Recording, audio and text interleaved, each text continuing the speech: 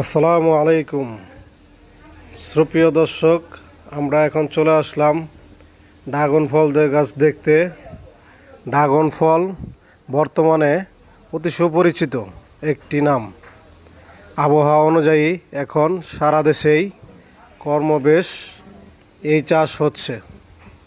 আজকে ড্রাগন ফল বাগানে ঘুরতে আসলাম, দেখে পিলারের ওপর সবুজ সাপের মতো পেঁচিয়ে আছে গাছগুলো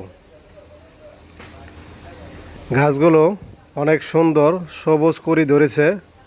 পাকলে এই ফল লাল বর্ণের আকার ধারণ করে। পুষ্টিগুলো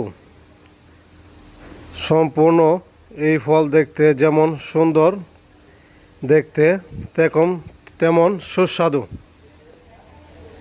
বাংলাদেশে অনেক বেকার যুবক আছে, এই ফল চাষ করে তারা অনেক স্বাবলম্বী হয়েছে। বাংলাদেশের বিভিন্ন স্থানেও এরকম আরও উদ্যোক্তা আছে।